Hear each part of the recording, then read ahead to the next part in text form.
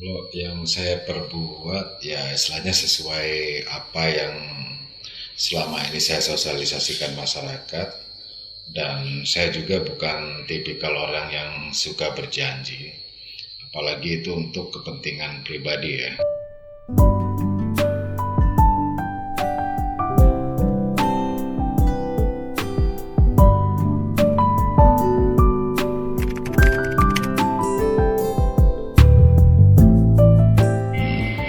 Kalau ditanya soal itu sih jujur saya tidak ada ambisi untuk terjun ke dunia politik, begitupun menjadi calon anggota DPRD Kutai Barat. Tetapi seiringnya berjalannya waktu, setelah saya bergabung dengan Partai Golkar pada tahun 2020 lalu, saya kok merasa terpanggil gitu. Karena saya sendiri merasakan yang dirasakan oleh masyarakat selama ini. Saya lihat masih banyak yang perlu perhatian, baik dalam dunia pertanian, di bidang kesehatan, pendidikan, dan lain-lain.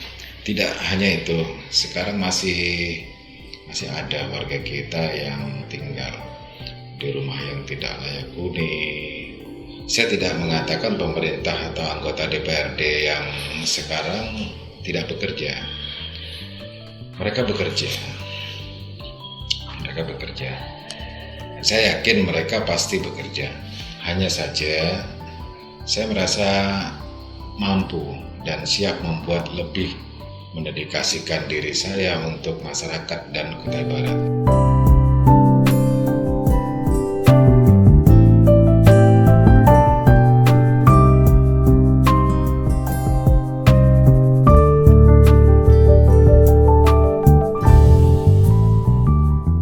Apa yang saya lakukan selama ini kepada masyarakat, biarlah mereka yang menilai. Ya, saya sendiri tidak bisa mengatakan sedikit banyaknya apa yang sudah saya perbuat. Tetapi ketika dipercayakan kelak, insya Allah lah, saya siap menjalankan amanah dan memperjuangkan aspirasi rakyat. DPR ini adalah lembaga yang sangat penting, karena itu harus diisi oleh orang-orang baik, pekerja keras, tulus, ikhlas, dan sepenuh hati. Apa saya katakan seperti itu, ketika kita mengerjakan sesuatu tanpa keikhlasan hati, ya artinya mungkin ada embel-embel tertentu yang pasti kita menjadi orientasi kita ketika kita mencalonkan diri. Makanya harus memiliki hati yang tulus dan ikhlas agar kinerjanya sepenuh hati.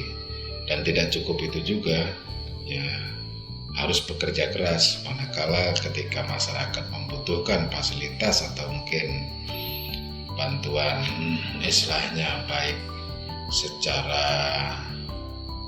administrasi dan lain-lain, itu ya kita harus siap membantu mereka atau memfasilitasi dari kebutuhan masyarakat tersebut.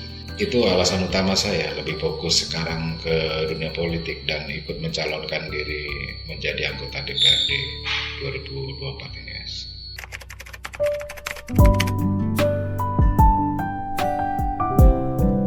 Kalau yang saya perbuat ya istilahnya sesuai apa yang selama ini saya sosialisasikan masyarakat, dan saya juga bukan tipikal orang yang suka berjanji, apalagi itu untuk kepentingan pribadi ya.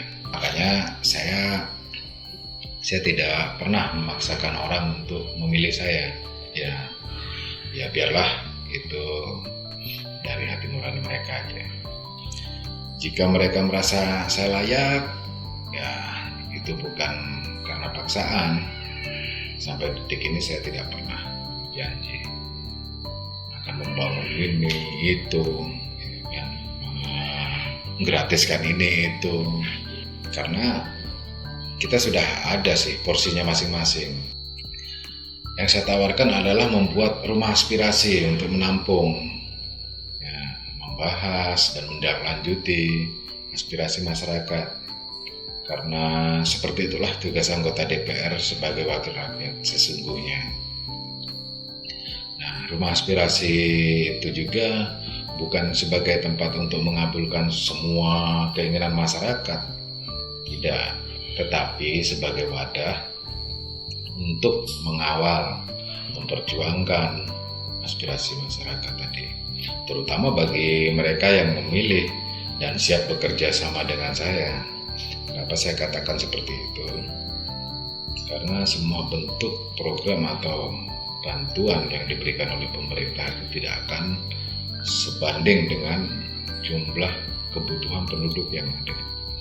Artinya kenapa saya mengukur dari kemampuan saya secara pribadi, artinya saya hanya mampu mungkin prioritasnya itu kepada pemilih-pemilih saya sementara ini. Jadi itulah, jangan sampai nanti kesannya orang yang sudah berjuang untuk saya, memilih saya, mendudukan saya sebagai anggota DPR, ternyata nanti ketika program-program yang kita buat tidak bisa menimbulkan dampak bagi mereka.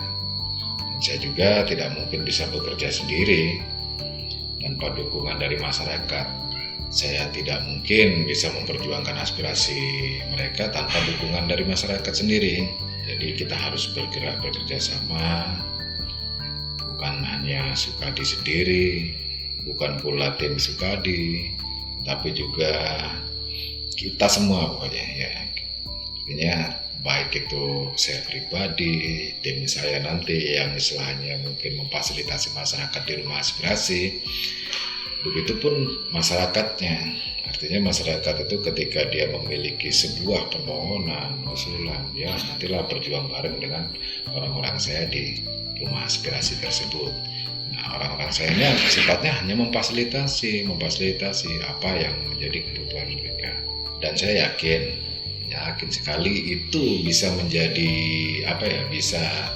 pokoknya bisalah kita lakukan ketika bergandeng tangan, bahu-membahu dalam wadah yang saya sebut rumah aspirasi tersebut. Disitulah artinya kita mungkin bisa bersama-sama masyarakat, apa yang menjadi istilahnya hak-hak mereka dari program-program pemerintah tersebut kita realisasikan melalui mungkin artinya fasilitasnya ya rumah aspirasi tersebut.